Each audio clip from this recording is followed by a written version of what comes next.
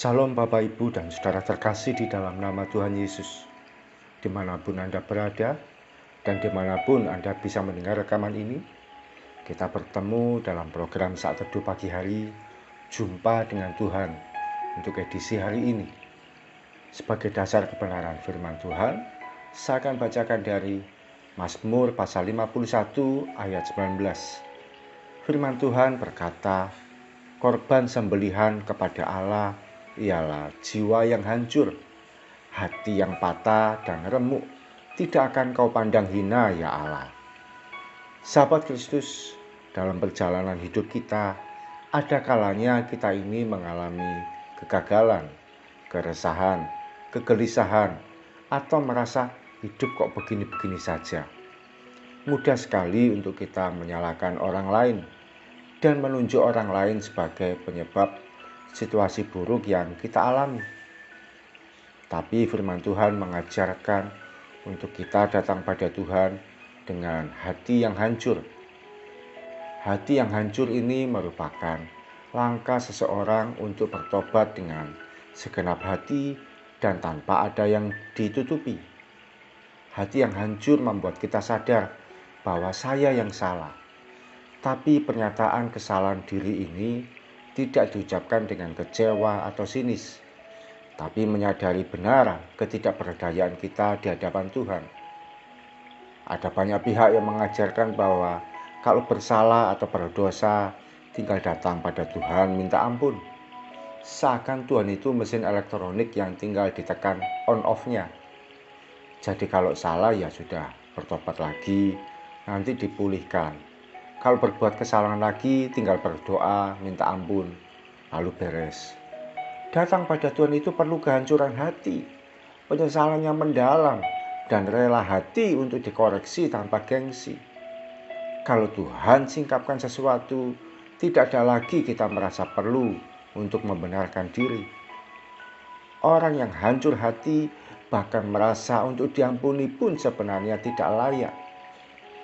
Kalau sampai Tuhan mau menerima dan mendengar doa, itu sudah lebih dari cukup. Kehancuran hati diperlukan untuk kita memiliki pertobatan yang sejati dan tidak pura-pura. Tidak ada alasan bertobat supaya nanti diberkati. Tidak ada dalih berbalik pada Tuhan supaya masalahnya ditolong. Orang yang hancur hati cuma mau cari Tuhan, sekalipun itu perlu linangan air mata. Dia tidak berharap berkat dan mujizat. Sesungguhnya dia hanya berharap Tuhan mau menerima hidupnya lagi. Hal itu sudah lebih dari cukup. Kalau sampai satu kali Tuhan mengizinkan hidupnya dipulihkan dan diberkati, sebenarnya itu hanya bonus. Sahabat Kristus, Tuhan masih mau cari orang-orang yang mau datang pada Tuhan dengan hati yang hancur. Bukan orang yang merasa oke, merasa nyaman, atau merasa baik-baik saja. Sekiranya mungkin, biarlah di antara kita didapati sebagai orang yang hancur hatinya di hadapan Tuhan. Mari kita datang pada Tuhan. Tuhan Yesus, terima kasih buat firman-Mu yang kami terima pagi hari ini.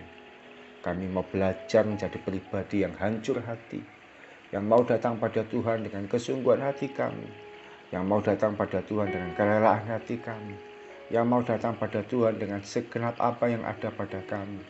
Sebab kami tahu, tanpa Engkau kami bukan apa-apa, tanpa Tuhan kami bukan siapa-siapa. Ampuni kalau selama ini kami mempermainkan Engkau dengan hidup kami ya Tuhan.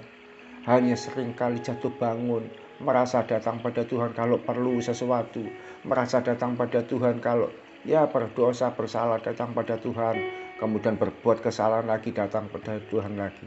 Tapi hari ini kami mau belajar untuk datang pada Tuhan dengan segenap kehancuran hati kami ya Tuhan. Kami perlukan Engkau lebih dari sekedar berkat-Mu, lebih dari sekedar mujizat-Mu, lebih dari sekedar pertolongan-Mu.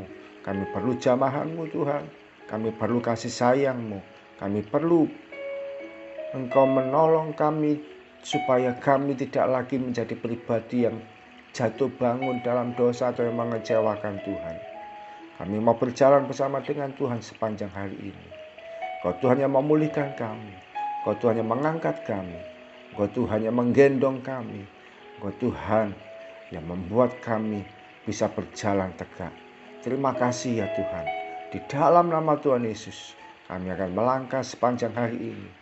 Kiranya kebaikan Tuhan, kasih sayang Tuhan, penyertaan Tuhan akan senantiasa kami alami, mulai pagi sampai nanti malam, bahkan sepanjang umur hidup kami. Di dalam nama Tuhan Yesus, kami berdoa dan mengucap syukur. Amin.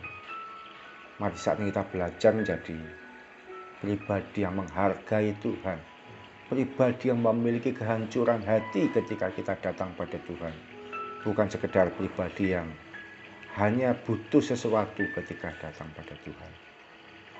Salam dari saya Yogi Raharjo dan Mitspa Ministry. Tetap setia sampai garis akhir. Tuhan Yesus memberkati.